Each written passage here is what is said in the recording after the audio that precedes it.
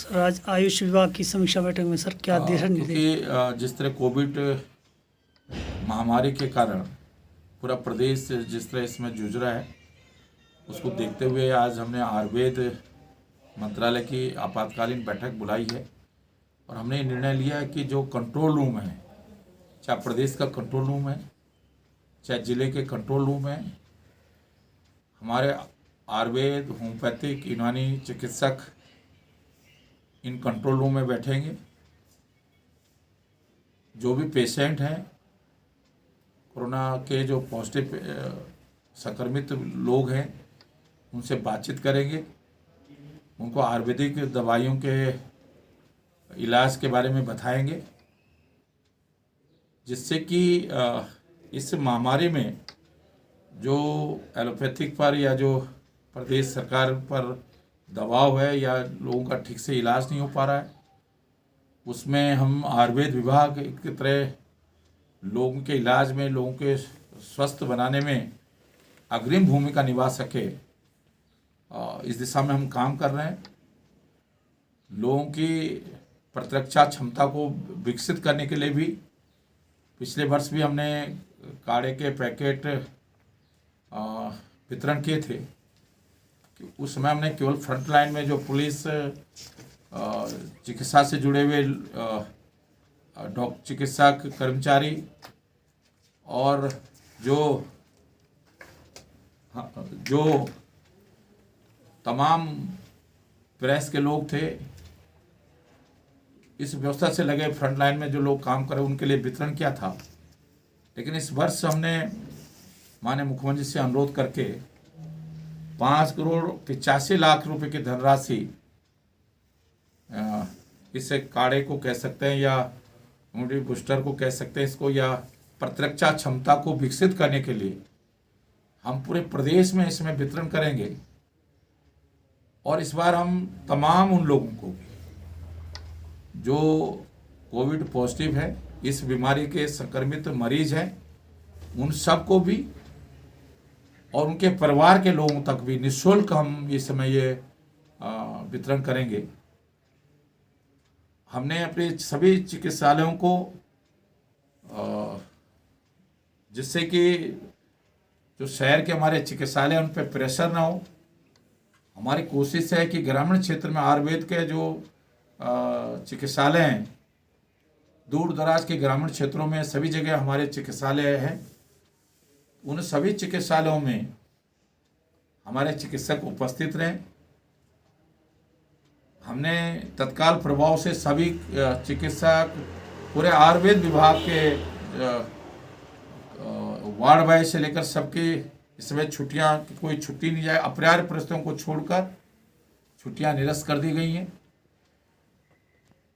जिससे कि हम गांव में ही आयुर्वेद के तरीके से उन मरीजों का इलाज कर सकें और उनके घरों में ही उनका इलाज कर सकें। हम ये, जिससे कि जो हमारे बड़े हॉस्पिटल हैं उन पर दबाव कम हो सके।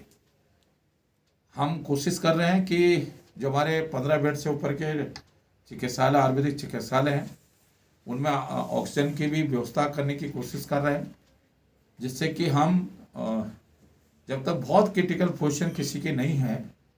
तब तक उस मरीज का इलाज हम अपने चिकित्सालयों में कर सकें।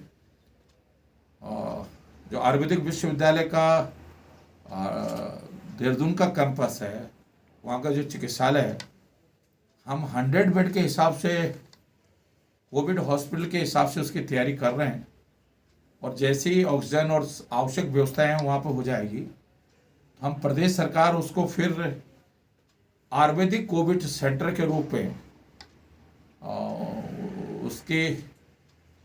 उसको तैनात करेगी या उसको बनाएगी। और जिन लोगों का भरोसा आयुर्वेद पे है, आयुर्वेद के माध्यम से जो अपना इलाज कराना चाहते हैं इस बीमारी के समय में, वो हम इस हॉस्पिटल में उनका इलाज होगा। उसके लिए सारी आवश्यक जो व्यवस्थाएं, ऑक्सीजन है, मॉनिटरिंग मशीन है, या जो भी इसके लिए व्यवस्था है, मैंने विश्वविद्यालय प्रशासन से कहा है कि तत्काल उसका बजट की मांग हमसे सरकार से करें, सरकार तत्काल विश्वविद्यालय को वो धनराशि उपलब्ध कराएगी, जिससे कि आयुर्वेद विभाग और आयुर्वेद मंत्रालय इस समय इस महामारी में उत्तराखंड के लोगों के साथ खड़ा रह सके, उनके जीवन को बचाने में अपनी भूमिका को निभा सके। और हम पूरे देश और दुनिया में एक संदेश भी देना चाहते हैं कि उत्तराखंड में आयुर्वेद के माध्यम से हम इस बीमारी से बेहतर तरीके से लड़ पाए या बेहतर तरीके से अपने को सुरक्षित रख पाए। इस दिशा में हम लोग सब लोग मिलकर एक टीम के रूप में एलोपैथी के साथ भी मिलकर, क्योंकि हम सब लोग के किस्से एक दूसरे को किस तरह एक दूसरे के भार को एक दूसरे को कैसे कम कर सकते हैं, ये सहयोग लेते हुए हम लोग इसमें काम करेंगे। तो इस दिशा में आज